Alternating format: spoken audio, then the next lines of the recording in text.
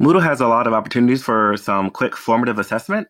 I say quick because it's quick for the students, but for you guys, it will take a lot of front loading. So I'm going to show you how to create a quiz, and then in the next video, I'll show you how to edit that quiz and add questions.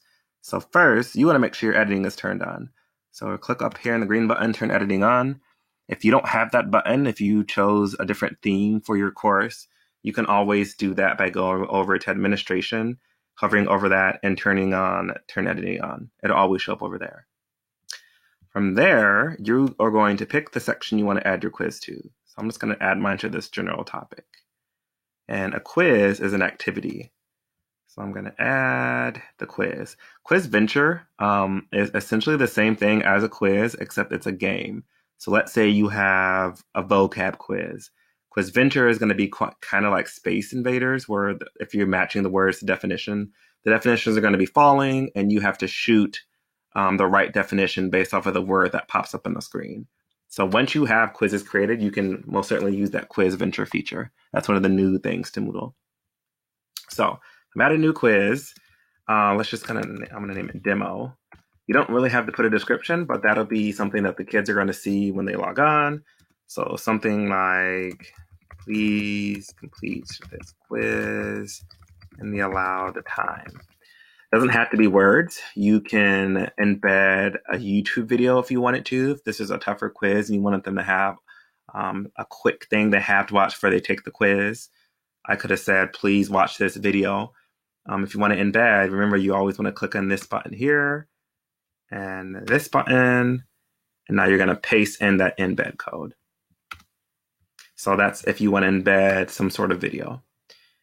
Timing is probably one of the most important things you're going to look at. I leave mine untimed, what I did last year, because I didn't want to have a deadline. So I gave them all the way up to finals day to do the Moodle quizzes. If you want to limit that, you'd want to click on this one. So this is going to close the quiz after a certain time. It'll still show up on Moodle, but when they click on the quiz, it'll say this quiz is closed. Let's say you are kind of like a type A personality, like I am, and you don't want them to start the quiz early. I did use this feature. So let's say I know that some students move at a faster pace, but I don't want them to take the quiz early because I don't want them to share those questions with other students. You're going to want to have this box checked. And then from there, you can pick the date and when you want to open that quiz and even the time. It is in military time, just as an FYI. Time limit's going to be if you want it to have 30 minutes on the quiz, 20 minutes on the quiz. So that's just if you want to have them on a time limit, kind of like how the map test is. The rest of this, you can probably leave as the default. It works pretty well for high school. For the grade, things you'll probably want to edit is the attempts allowed. So if you want to have retakes in, you're going to want to leave it on unlimited or 1, 2, not 1, 2, 3, 4, 5. That's if you want to have retakes. If you just want this to be one attempt and you're going to put that grade in the grade book, leave it as 1. I usually just do 2. That's suitable. My quizzes are 4 problems. And then for the layout, you also want to leave that on highest grade. That way, if they take it a second time and the grade goes down, it'll still shoot you the highest grade. For layout, this is if you're going to have multiple questions on your quiz, you'll probably want to leave this as the default. This will put every question on a new page. If you want it all on one page, you would just click on never all questions on one page. For the question behavior, I leave this on shuffle. So what that's going to do is it kind of prevents cheating. If you have a quiz of 4, every student's going to get those quizzes, the questions are in a shuffled order. So they're not all going to have the same quiz, essentially.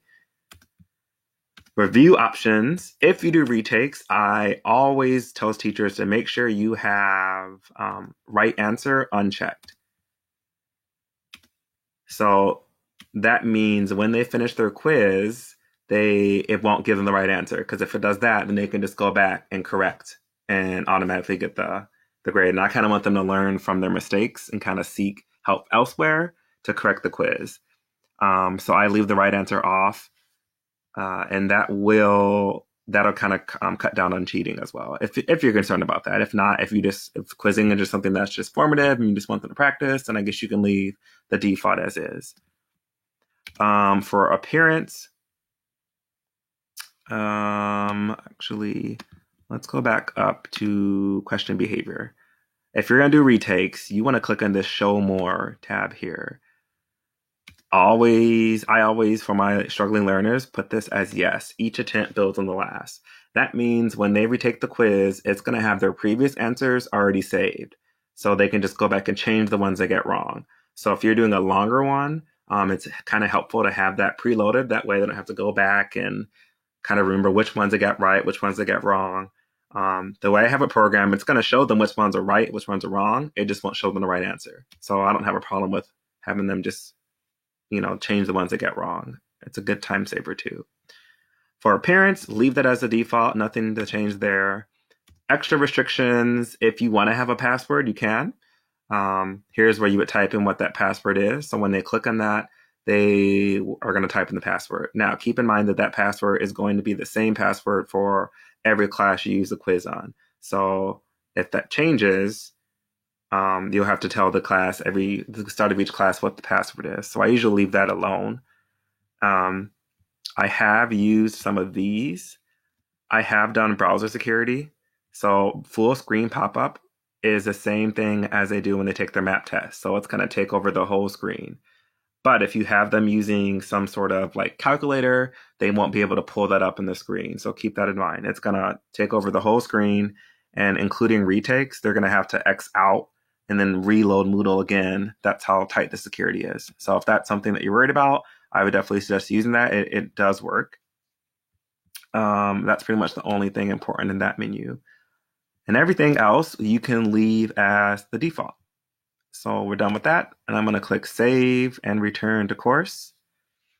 And you really haven't done anything yet. All you did was create the quiz. You haven't added any questions to the quiz. You created like the placeholder for the quiz. And now it shows up here as demo. So in the next video, I'll show you how to go in and actually edit that quiz.